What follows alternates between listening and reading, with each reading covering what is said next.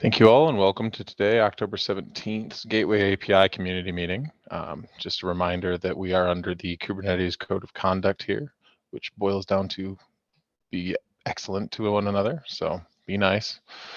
We're going to go ahead and get started with, we have a few things on the agenda. If anybody here has anything to bring up the agenda late, feel free to add it. It's kind of a light agenda today, although we'll see how it goes. If there are any newcomers too, if you want to take a couple seconds to introduce yourself and talk about like what you're doing with Gateway API or anything like that, we can stop and do that. I see people are still joining in, so if there are any newcomers interested in introducing themselves, I'll give a couple seconds for you to pop up here. David waved. Hello, David. How's it going? Not too bad. Are you new here? I don't know if I've seen your name on here before.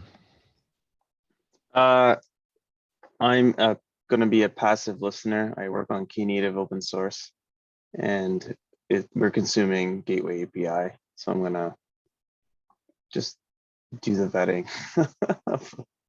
Cool. Well, thanks for joining. Good to have you here.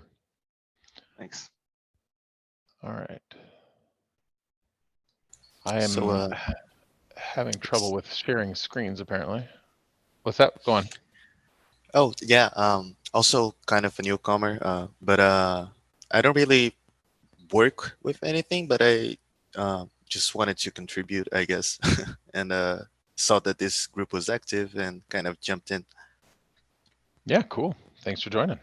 Happy to have you. There are a few things labeled, few issues that are labeled like good first issues, but not a ton. So if you run into any roadblocks, please feel free to jump into our Kubernetes Slack and like ask us like, you know, where you can help out and stuff like that. This meeting's good for that too, although it's a little harder to do it off the cuff. Usually I have to go digging for something. Yeah, thanks. Yeah, no problem. Thanks for joining.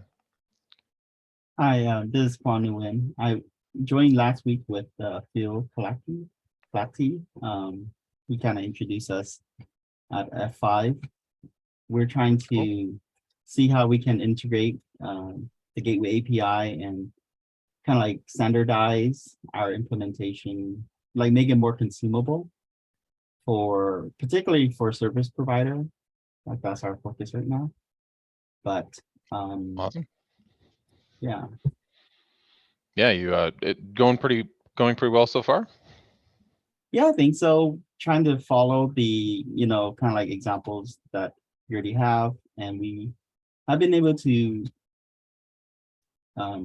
integrate it, just a proof of concept right now, and we'll see how we can try to make it more consumable.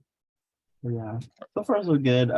Some hiccups. Well, I saw like some things have been reverted from when I started the POC, so something broke and things like that, but I guess that's normal. Yeah, there's definitely been some breaking changes. We just released our first beta, and I think we're going to do one more breaking change related to status soon. Mm-hmm. After that, things should start to level out. So okay, yeah, no worries. I just didn't see any like bullet points of any breaking changes, but then when I dug into it, I found the revert and all that. So gotcha. Yeah. Maybe there's something better we can do there. Be happy if you run into anything that's just like you're not sure what to do with, please do feel free to open up like a discussion in the GitHub repo and say, hey, this isn't working right or documented right for me, and we'll be happy to check that out. Okay, yeah, sure, no problem. I didn't know what's the standard process. Yeah, I mean, the most important thing is that you get it recorded, right? If you're finding something hard to understand or something doesn't make sense, the important thing is to get it written down somewhere so that we can do something about it. For some things are just artifacts of history, but other things, like there are some decisions that we've made that we only arrived at by like a lot of discussion. So yeah, it's worth writing down your thoughts, and then we can talk about. Sure. Yeah, I saw the trail of like, this was kind of debated and then eventually pulled back. But I'm just talking about the matches, right? There's this thing under I forgot, but yeah, anyway, it got reverted.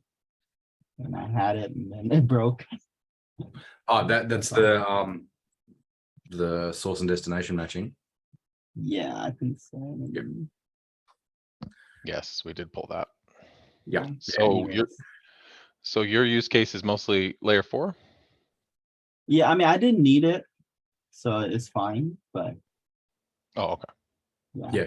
I'd say that. Yeah, that one was a good example of one where we sort of made some suggestions, and then when it got to time for the upstream API review, Tim Hocken raised some concerns that none of us could have had a good answer for, and so we sort of opted to take the feature back for retooling. got it. Yeah, that's why I kind of read the thread on that, so I just thought, okay, well, Yeah, I can't remember if it may have been in. Yeah, Shane, It's kind of a little bit all over the place. Yeah. It's kind of in a it just couple places. happens like it got pulled, it got reverted like 1 week before I tried it again. Kind of funny. The Yeah, timing we of can it. do some. Actually, I'd be happy to work with you after this. I have a thing that I'm going to bring up in just a minute here that kind of vaguely relates to this, actually. So, if you'd like to follow up with me directly in Kubernetes Slack after this, I can give you the links to like show you where things happened, and I can also talk to you about like how we get that working going forward. Okay, yeah, sure. Thanks. Yeah, no problem. Is Pierre talking or is that background noise? Pierre Louise?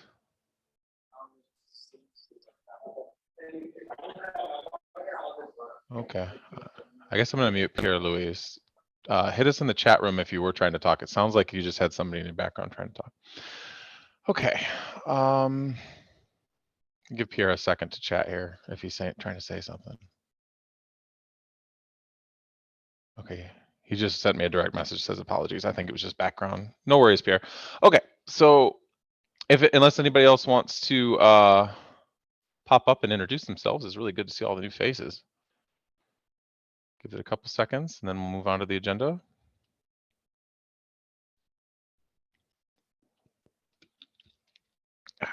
Cool. Okay, I'm going to try to share my screen again and hopefully it stops stopping me.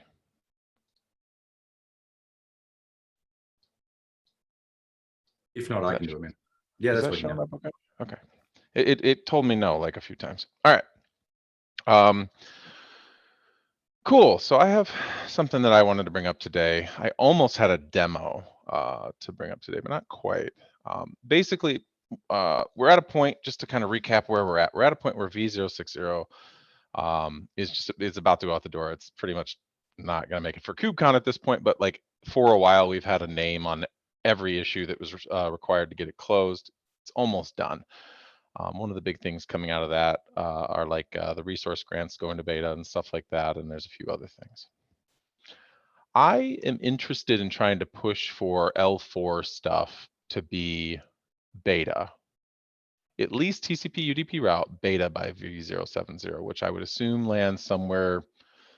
I'll be optimistic and say early next year, but probably, like a little later than that.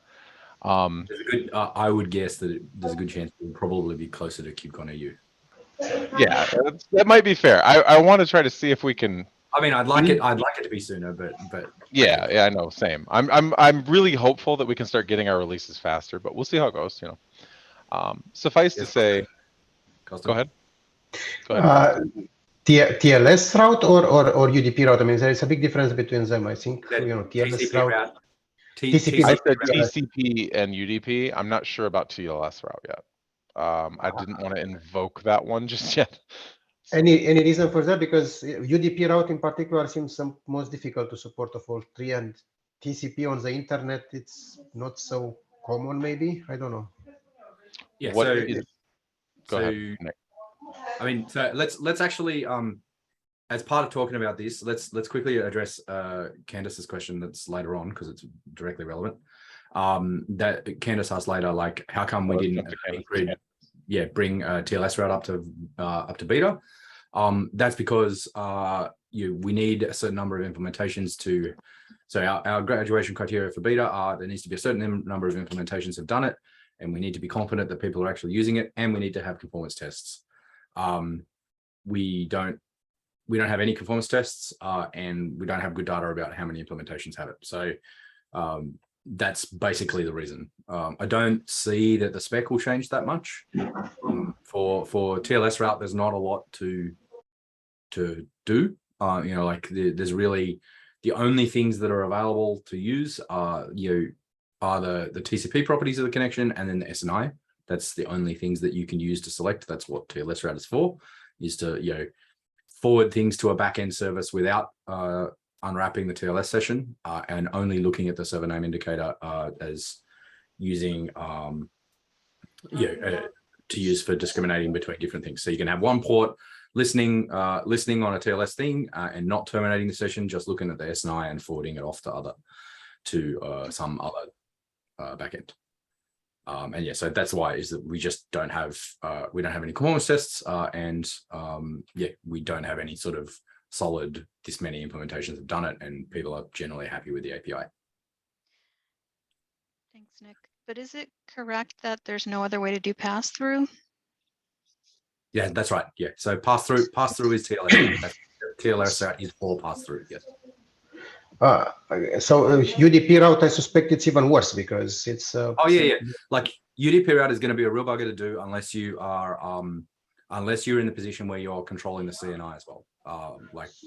It's going to be very difficult for an in-cluster implementation to do UDP without having some ability to mess with the CNI and a whole bunch of like layer 3 stuff as well as layer 4 stuff, because UDP makes a lot of assumptions. But you said you want to promote UDP route to beta. And no, so Shane is saying he would like to, but the same conditions apply to promoting TCP route and UDP route to beta. We need to have a couple of implementations. We need to have conformance tests. We need to have a few people doing it. And so I think Shane's point that he was going to say was, he has a thing that he started working on that's going to help that. Maybe we can, and that's, the idea is to have the goal to promote it to beta, but to promote it to beta, we still need to meet the beta requirements, the same as we would for anything. It being promoted to beta does not mean that you have to support it. An important part of this API is that it's 100% fine for your implementation to be like, I only do HTTP route and maybe TLS route. Right? That's 100% fine. You do not need to support TCP route and UDP route if you do want to. But if nobody is implementing UDP routes today, and I'm not sure if any implementation supports UDP route or any equivalent, but maybe UDP route should be the last one to promote and wait until at least 2 or 3 implementation have support for UDP. Well, sure. Yeah, so like I think should not have said UDP route. I should have just said TCP route. Oh, thank you very much. Thank you very much. You scared me with UDP. When I heard UDP, I got scared. Okay. Yeah. So look. Yeah, so, I do want to, but everyone wants UDP, but want and can is different. Yeah, like sure. I 1000% agree that doing UDP route is not straightforward and is a lot more tricky than people would assume at first glance. People are like, oh, you could do TCP, why can't you do UDP? And people have literally said that sentence to me. Quick question for TCP route, are we planning to do termination or TLS termination for TCP, or is just the old, plain TCP? Because one of my concerns is that a lot of on the internet is not so common anymore to have plain TCP. Usually it's TLS and some protocol of TLS. Yeah, so we need to be careful because we say this, but for example, looking at the video games industry, right? Like they're very interested in kind of raw protocols. Like we should be careful about blanket statements. Yeah. Not blanket statement, but it's, maybe half and half. I'm not saying we should not support plain TCP, but we should not probably promote TCP without having some TLS maybe. Same thing with HTTP. Yeah. So look, to be clear, TLS route is far closer to being ready for V1 beta 1 than TCP route. I think there's not so much we need to do for TLS route aside from make conformance tests and do some other stuff like that. Like I think Mike asked a question.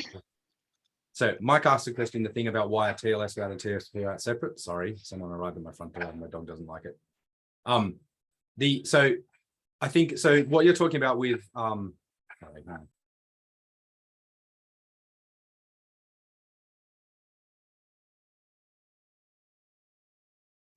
Yeah, so I think so what Costin is talking about is TCP route with like terminated TLS.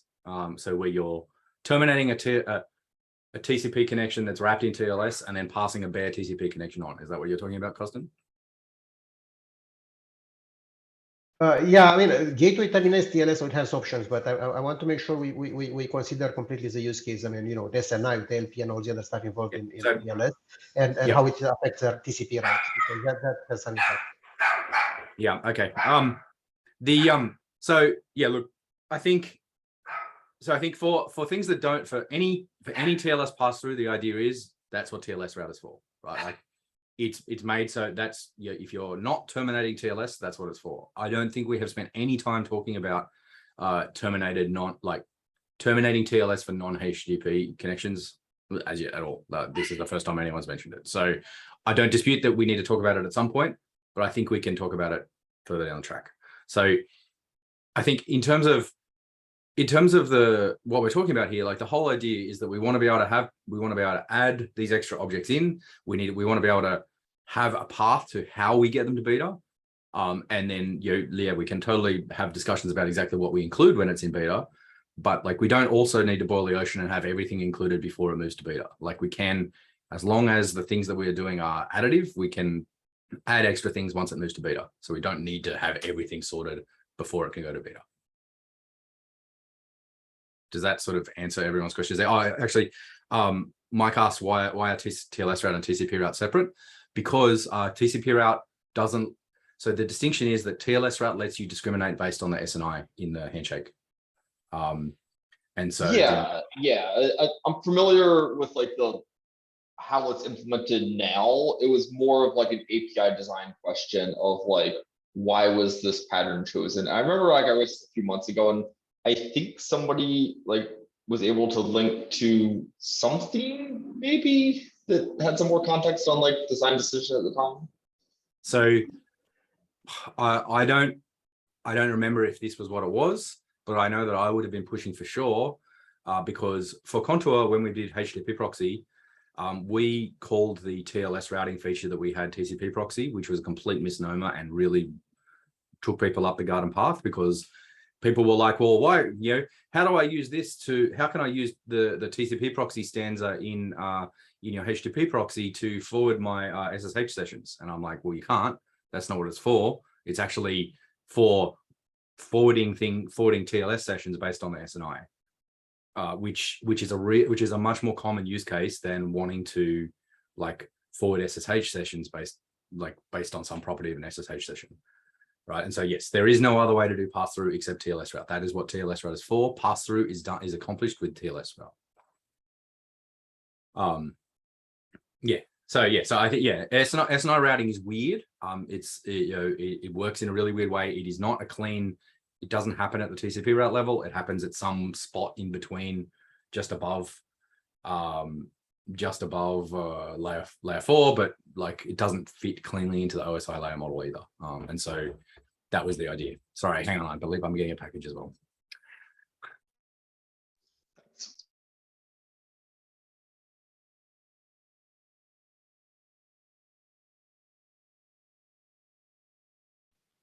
So Mike, did you get an answer to your question about why they're separate? Yeah, I think so. It was mostly just making sure that you kind of like had an opportunity to like hear the same rationale that I remember this being explained previously. Just want to make like, does this make sense to you too? So I think the general take is that TLS is a different protocol, right? It's on top of TCP, and it has to talk about L7-ish kind of. I mean, it is kind of an L7 property, L7 protocol. It has a handshake with metadata that could be used for routing and so on and so forth. So I think that is why it was separated from just the TCP route, which can only talk about TCP properties. Now, after you get through the handshake, maybe you just view it as like a byte stream. So in that sense, like the two are sort of similar, where people can kind of throw that byte stream over TLS. But the pertinent bit, which for the API, which is all the routing, etc., that one is actually very different. So that's the Makes general sense. take. I'm a bit confused here. When we are talking about TCP route, it's you have a gateway with a listener, and the listener does have a TLS section where you can specify certificates, and that will mean that it terminates TLS, and you attach TCP routes to it, and that means that gateway terminates TLS with a certificate, So and then is it correct, or am I completely crazy? So all of that behavior is currently not defined. So yes, that the spaces. Well, I mean, yes, but it's not defined in the sense that we haven't written down exactly how that will work or have any conformance tests about it or anything like that. Like we just so the spaces are there for that to happen, but we haven't spent any time actually writing down how that would happen. Right? Like, you know, that's what I mean by it's not defined. Like there are spaces in the API for that to happen, but we haven't written down like what happens. You know, if you're terminating TLS, like, and you have multiple TCP routes, how do you match on them? We don't know. Like, we don't have it. We just haven't spent any time designing it. That's all. Like, it's not that we don't want to do that. It's not that. It's just there's a space there, but it is a under implemented spec at the moment. Interesting. I was under the impression that it's, you know, that's by design. It's pretty obvious. I mean, that you have, since you have a TLS in the listener, it would be obeyed. And it doesn't say anywhere that it's only for HTTP routes or anything like that. And Yeah, so we didn't. Okay. Yeah, we didn't specifically say it, but again, like it's not that we have specifically not designed it. It's just that we haven't specifically designed it, right? Like we haven't spent any time or effort on figuring out how that would work or what it would look like. If someone wants to go and implement terminating TCP sessions and forwarding them with TCP routes and showing us your work, cool. But like, it's more just, we haven't put any focus on it yet. That's all. Pretty sure Istio does it. I mean, it's, you know, I think it's implicit, and I suspect that other people are doing the same. I mean, okay, I'm perfectly fine to promote TCP route. I'm very happy, but we should address this before we do it. I mean, at least explicitly saying that it's supported. This would probably be very useful as like graduation criteria, given, you know, thankfully these are still alpha, so these kind of discussions actually are possible. We should, I think, as Shane, like, and other people have commented in the comments, like, what is that graduation criteria? It's clear that there are some things that we should write down very specifically. And also looking at how the experience of different implementations are, because we can discuss things quite a lot, but then when someone goes to implement it, right, they have like a very real understanding of what the consequences are. Right. Candace, did you get the answer that you were looking for, kind of, and what you need to to go forward, or is there more that you needed out of your question for today? Your agenda item. Well, it was so I know it was in V1 Alpha 2, but it just didn't make it into V1 Beta 1. I just wasn't exactly sure if there was, you know, some big issues. So for us, if we want to do something that uses pass through, I mean, we would need to use an implementation that supports both V1 Alpha 2 and V1 Beta 1 for other things that we want to have in V1 Beta 1. Yes. So right now, the way that you do that is by using the experimental install YAMLs. They will include all the V1 Alpha 2 resources and the V1 Beta 1 resources. So they'll include the gateway, HTTP route and stuff that are V1 Beta 1, but they'll also include the V1 Alpha 2 stuff. And they'll also include the experimental fields in the V1 Beta 1 resources. Or maybe we can push, you know, TLS route to, since it's the easiest, has least amount of. Sure. Like, yeah, that's what, yeah, I think that it's quite reasonable to look at pushing TLS route to V1 Beta 1 in 070. I think that there is work to do. We need to fill out the conformance test suite. We need to, it looks like there are a couple of issues that Candace noticed there that probably need resolution. A couple of other things like that. Indeed. So thanks. I think we can move on past this one. Okay. What I have to say has some bearing on it too. So where I was trying to start with was, you guys defined kind of the problem pretty well in that we don't have things in good enough shape right now to really push for a V1 beta 1 release of some of the L4 stuff or the TLS route stuff.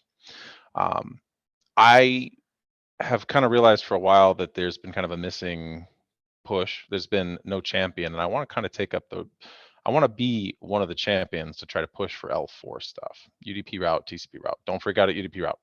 I want to do it. So one of the things that I noticed about this problem is that, okay, so like at Kong, we have an implementation of TCP route and UDP route. We have a couple customers that use it. It's very minimally used. And in general, it seems like there's not a whole lot of implementations of it. So what I've been thinking about doing, and it's what I've started doing actually, is trying to come up with what I thought would be an example project of doing an L4 implementation of Gateway API. The intention of which would be to help to, through experimentation, start to define these things that have been undefined. All these things we just said, we're just not sure, it's not all coming together, we don't have enough implementations, or we just haven't like figured it all out yet. Use an example or an experiment of building an L4 gateway implementation that's specifically for L4 to try to do that. To that end, and I have a link in here, I started working on a project called Blixt, which is Swedish for lightning, because I liked the name. So this is meant to be, and it's just the beginnings of an experiment. I don't have a demo today, unfortunately. I was really close. I think I will have a demo for some of you at KubeCon. But this is meant to be an L4 gateway implementation, basically TCP route, UDP route that uses eBPF, basically Linux kernel as the data plane. So it's very generic. It's not tied to anything Kong specific or anything like that. And I've got most of the pieces working to where you can actually create UDP and TCP routes. It's just a little bit more work needs to be done. I can tell you about it a little bit more, but I don't know that we really need to spend time on that. Suffice to say, my company is like, if this is something that we wanted to do is like an example implementation of Gateway or something like that, or even just as a toy project, my company is like on board with potentially just giving this to Kubernetes SIGs. So it's in there right now because that's where I've been working on it, but it could be something that we use as kind of, if people are interested. And I know that people don't always have time for things that are more like toy projects, but I'm going to continue to work on it. So that's was my take on, okay, how do we get this L4 thing going? We build something that needs it. We basically make it, necessity is the mother of invention. Or in this case, I guess, invention is the mother of necessity. I don't know. But if you're interested, feel free to ping me. Basically, if there's enough interest, I'll probably try to make the move to like push it into Kubernetes SIGs. But the basic idea is just right now, all it's doing is just piggybacking on service, because Gateway doesn't have like a load balancer implementation yet. Piggybacking on service to hijack service IPs or load balancer service IPs, and then on the nodes do eBPF routing of those IP addresses based on whatever's in a UDP route or TCP route specification, which is very little right now. This is one of the things that came up was like doing port based routing, like destination port and destination IP and stuff like that for L4. This is maybe a place where we can exercise that and try to actually get that back in and figure out how that works.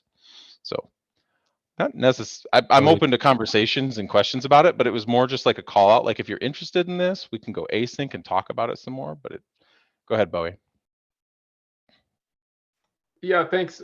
So one thing that was sort of like a far, far away goal was, what if this replaced service type load balancer? Because service type load balancer is one of those things that, because it's just sucked into the service resource, it's just been very hard to evolve. So that's something I would put in your mind. The other one is all the work on KPNG. So it's like, did those intersect somewhere? Potentially. But if KPNG makes it in, some of the pieces of what I'm working on could potentially just become KPNG pieces. On the other hand, I'm also very aware of the we've always had the North Star that we would like you to be able to create a gateway and get a load balancer IP with no service involved. So there's that dichotomy. I'm very aware of that. That's why I kind of pointed out right now it's just based on service load balancers because that's just what you do. But very much in favor of potentially using this as a driver for this is a really good use case. Something that really doesn't want to have to use load balancer type services would be a good use case maybe for driving forward the load balancer provisioning for gateway thing, which has been around forever. I'm a bit confused. You're saying that it's attaching to service, so it's more like Gamma, or is it getting an external load balancer and routing like a gateway? Sorry if my my language wasn't clear. At the moment, you create a service type load balancer, and then on the nodes, it just hijacks the load balancer IP on the interface, The external and then load does balancer. its routing by redirecting those packets with BPF to the virtual interfaces for the CNI, the pod network. It's all very POC. It's not really meant to be. It is whatever it is, but at the moment, this was my I started it to start working on this problem space. Let's build something that is from the ground up a layer 4 load balancer, a layer 4 gateway implementation. So your goal was to avoid the external load balancer type. I mean, if you have service type load balancer. Eventually, I would love to avoid that. Is that your goal? Because in Istio we just use a service type load balancer TCP, and then we use we have our gateways that support TCP and HTTPS and everything else, and then we just apply the route directly. It's pretty boring. That would be it would be ideal, but it's not necessary to get this POC going. Okay. So yeah, it looks really interesting to me, Shane.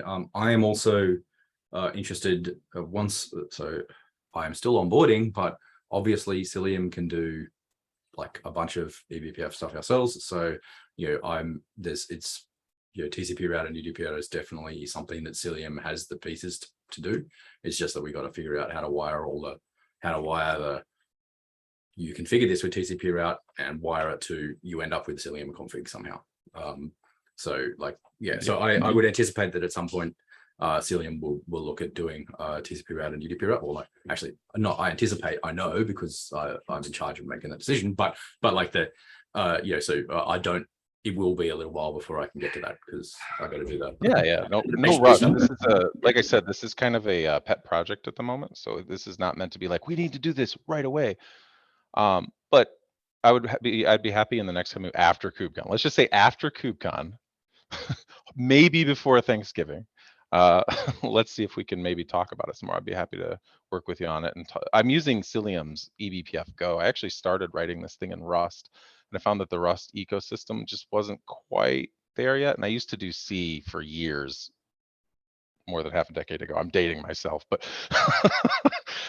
so I was just very comfortable in the C ecosystem, and the Go, Cilium's eBPF Go is pretty great. It's pretty easy to use. So, cool. Yeah, I'm glad people had some interest and stuff like that. If you have further interest, please do reach out to me directly on Slack, Shane. I'll probably bring it up again after KubeCon and during KubeCon and just see if people are interested in jumping in on it and building it out. I should have a POC and a demo at some point. Maybe that'll be for the next meeting after KubeCon. I can kind of demo it for a few minutes. But that's the general idea. Let's make L4 happen by building something together that's all L4. That was my idea. All right.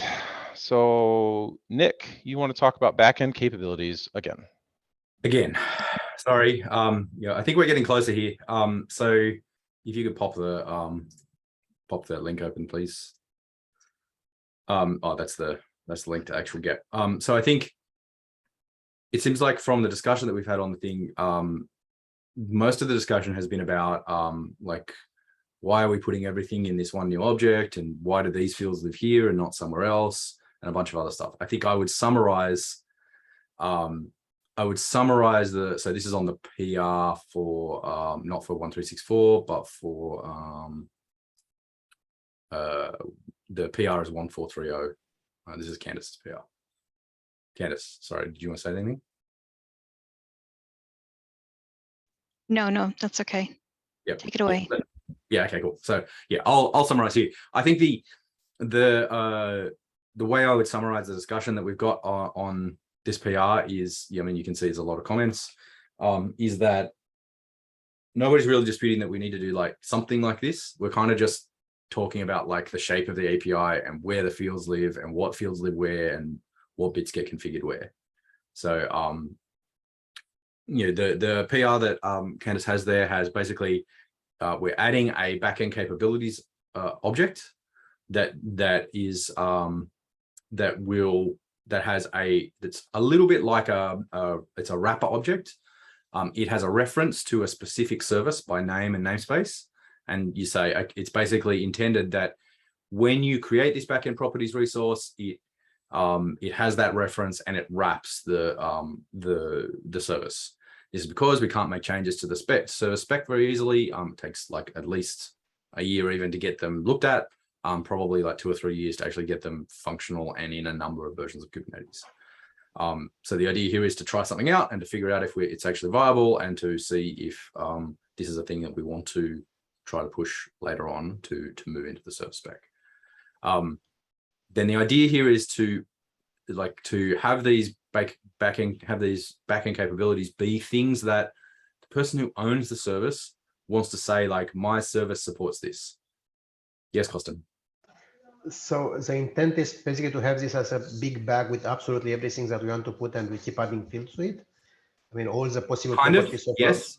Yeah, backend. kind of. So yes. So it's going to be like, so the initial thing in this initial PR, in this initial implementation is just TLS details, so backend TLS details. So this covers the re-encrypt use case where you have a HTTP route behind a gateway that has a TLS stanza, a listener that has a TLS stanza, a HTTP route that then when it goes to the backend service, you want the hop between the gateway, data plane, proxy probably, and the service itself to be encrypted with TLS. And so we need somewhere to put that information. Bowie. Yeah, I had a question. I'm looking through this. One of them is that we should be careful if we need to do service comma port as opposed to just service. Yeah. I thought about that a little bit. Yes, so unfortunately, Kubernetes has sort of grouped services with multiple ports, for better, for worse. So that just seems to be carried everywhere in the system. The other one is that there is, you call this capabilities, which I think is very key term here. Is there is a use case where the server says, I need to handshake with a particular CA. Otherwise, I say you are not authorized. I don't want to talk to you. How do we express that in this scheme? Because wouldn't this be controlled by the producer of the service versus the the server side? Yes, so this is controlled by the person who owns the service. That's the intent here, is that this is the person who creates the service object, creates the backend capabilities object. In that one, you can actually see it in the example that we have there. The CA certs variable is a CA certificate bundle that the service is telling you should be used to validate the connection to the server. Now, there is a light implication here that if you're supplying a client cert, then it needs to be valid with that CA. We kind of haven't. So that's one of the things that we are arguing about is where the client cert information should live. Candace originally had it in this resource, but a couple of people raised the point that it's like, well, maybe you want to have different certificates for different clients, and so it doesn't make sense to put it for that to be owned by the producer. Yes, Costin. So initially we have destination rule for this purpose, and I think many people would agree that destination rule combining TLS settings with a bunch of other things, I mean, load balancing and other stuff, was not the best idea. And it may be better to call this TLS, backend TLS, or however you want to call it, but not necessarily such a broad name like backend capabilities, especially since we don't know what other capabilities we add, and it's not really a capability, it's a requirement. It is kind of a, backend TLS settings, or it would be confusing to start such a broad term, only have TLS, which is not really a capability, but I don't know. Yeah, so I understand the name is definitely needs to be changed. There have been a number of other comments to that effect. I welcome other suggestions, but like the key part here is not just TLS. Like the other one that people definitely want is WebSockets. How do you say which paths on your service support WebSockets? Right now, when you're using Ingress, there's an annotation on your Ingress that says, or an annotation on your service that says, these paths support WebSockets. The idea is that there will be a WebSocket stanza added to this that has that same information. The point of this, yeah, sorry. Sorry, my point was that it's better not to, I mean, TLS settings and WebSocket and other things like timeouts are pretty different things and may not be very easy to have one such, I mean, service. We are back into service. We are implementing service here with 1,000. Yes, we are 100% re-implementing service because we can't change the service spec. Like, I know, ideally, we could change the service spec tomorrow. We would stop pissing about with separate resources, and we would have separate we would add a stanza into service for TLS and a stanza into service for WebSocket and a stanza into service for like any other property you can care to name, right? We can't do that. It is out of the question. It will take at least 3 years to get those changes in. It is impossible, right? Like, no. So you misunderstood me. I think like, sorry. So I think it is worth discussing, and especially in terms of naming, which we know everyone has lots of opinions about. You know, and please comment on the PR. I think this is like a great way to gather it. Whether or not we need to split it on functionality, I think I do have a question about particular ownership models, and just to make sure that we understand whether or not this matches those use cases. For example, in this current case where we're saying the client, the producer of the service also determines how the upstream communicates with that. I think that's a valid sort of use case and kind of semantics. Is there a case where that is not true and the producer of the service and then the person who's routing to the service are not necessarily cooperating? What happens then? Like, yeah. Is there space to sort of allow that? Like, what happens if we have to compose the two together?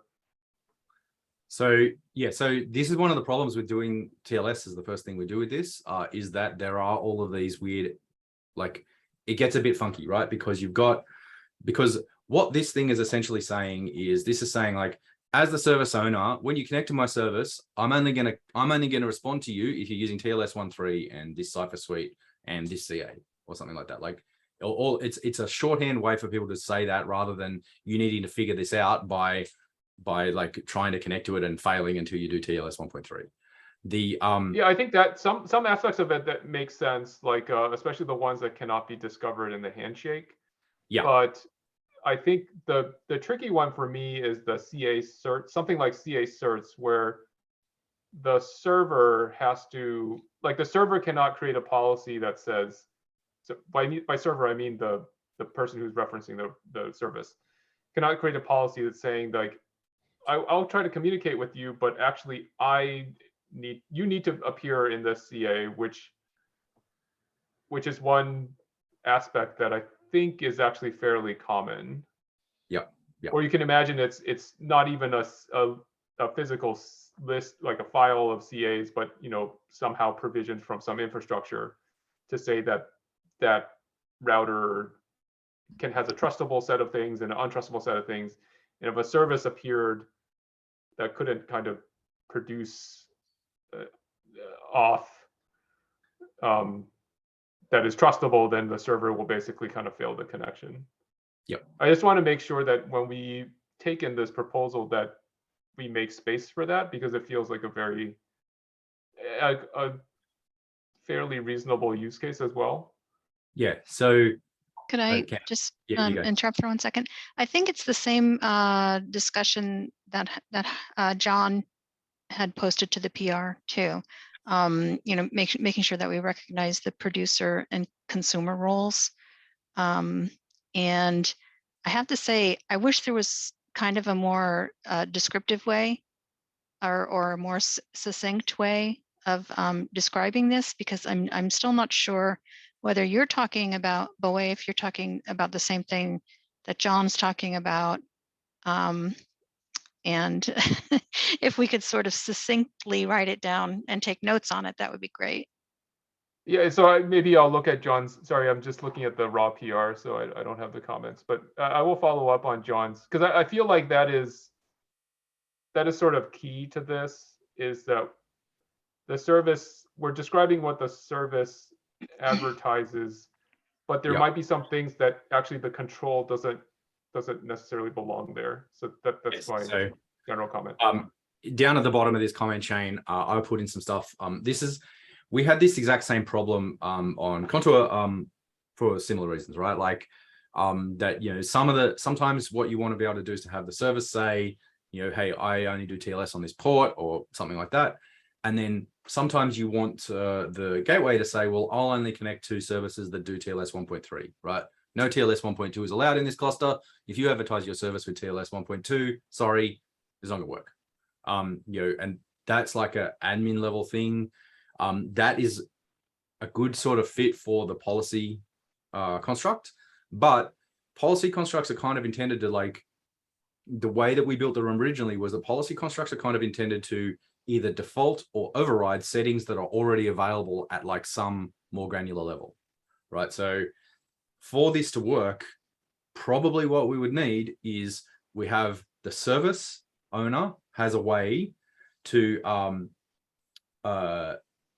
say my service supports TLS 1.2 only, or yeah, let's stick with that for now. And then then on something on the gateway side, probably in the HTTP route, there needs to be a thing that says, okay, the connection to this service should use TLS 1.2 only, or TLS 1.2 or above, or something like that. And then and only then you can have a policy that you can attach to things that lets you default or override that setting. So the TLS 1.3, it's, you know, property of the code that is running on the backend. I mean, you create a code that is, you know, listening on 1.3 so yes, that is 100%. So okay, so TLS so accepting TLS 1.3 is a property of the code that is running in the service that is determined by the service producer. Whether or not the connection from the gateway's proxy to the service consumer uses TLS 1.3 is a property of the gateway implementation. It needs to be configured on the gateway implementation. There's another way to think of this is, if you're going to use a client cert to connect to the backend service, where do you specify that client cert? You know, it is reasonable to assume that people will want that service producers will want to say, each thing that connects to me needs to have a separate client cert, so I know, so I can say this client cert belongs to the gateway, this client cert belongs to some other consumer, right? Like, so there needs to be a space in the API for us to say, how do you specify a client cert per backend, right? Like, and so the only place where you can put that is somewhere in the gateway resources, right? Like in gateway, in HTTP route. I would argue the most natural place is something like in the HTTP route in the backend ref or something like that. You can also have it be that you can specify those in a params ref or something like that, but then you're going to need to specify a lot of them, and you're going to need to have some way of looking up which CA belongs to which CA and a bunch of other stuff like that. So I think just a time check that we're running really low on time.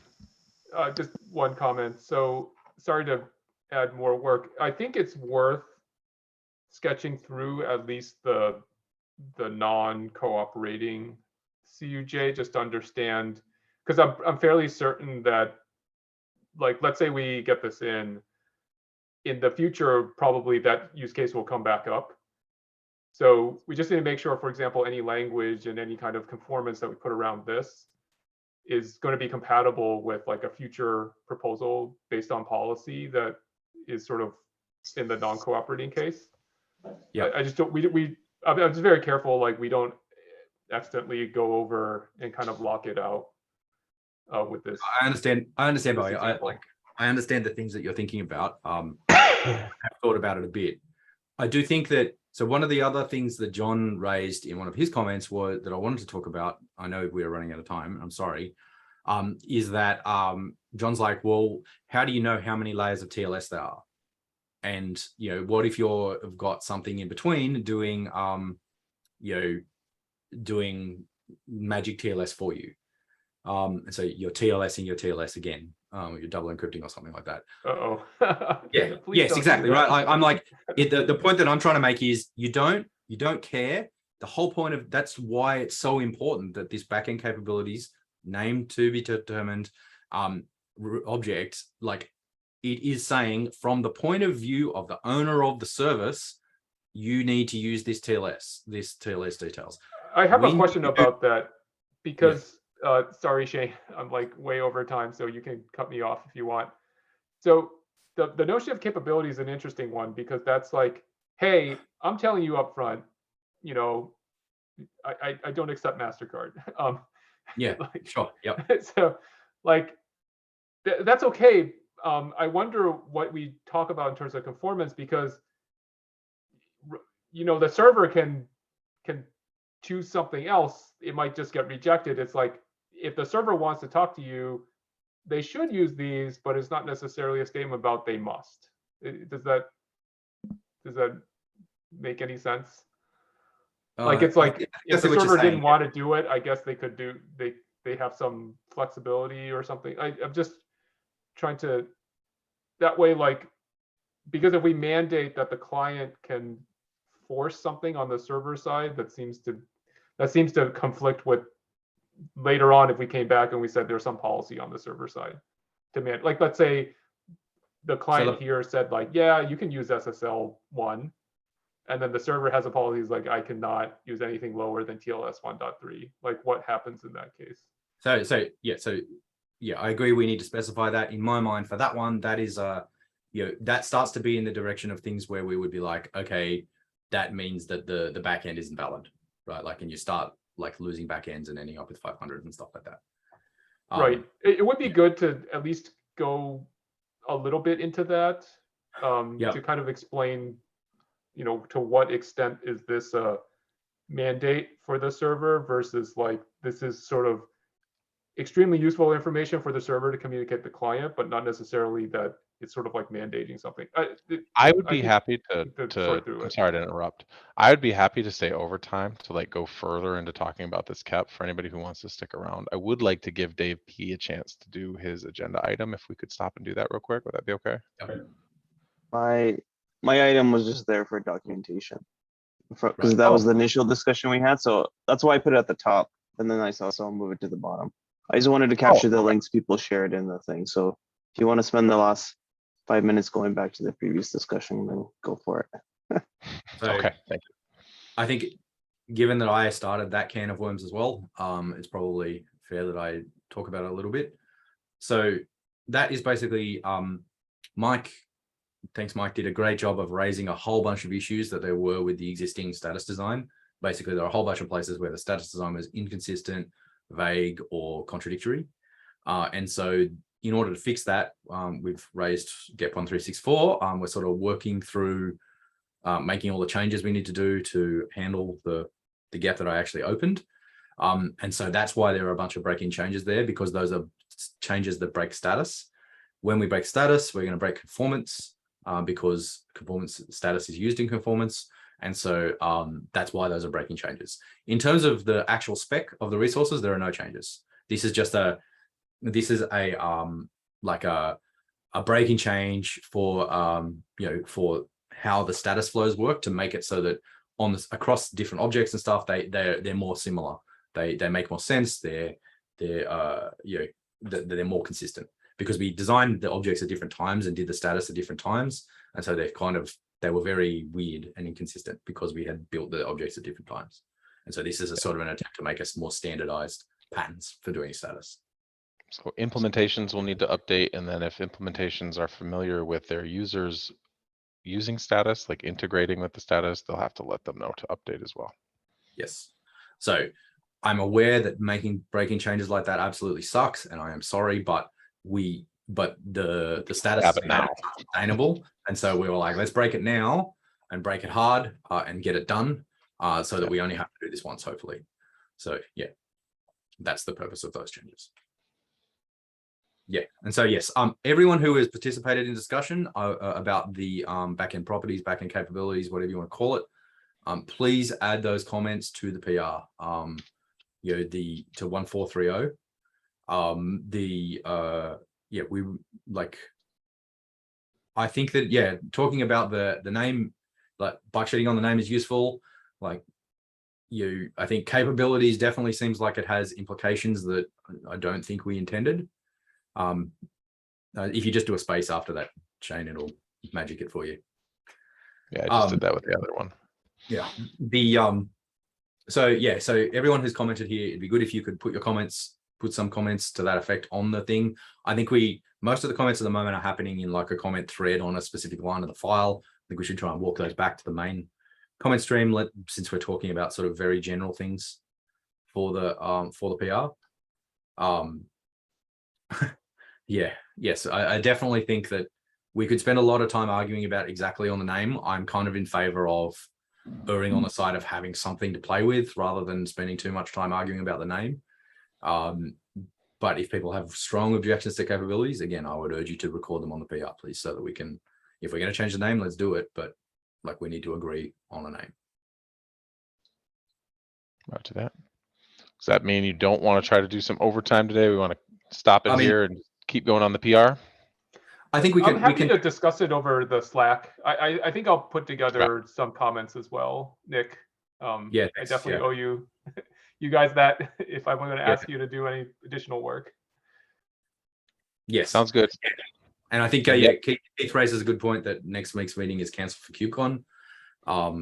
Yeah, obviously you saw me get up on my crutches before.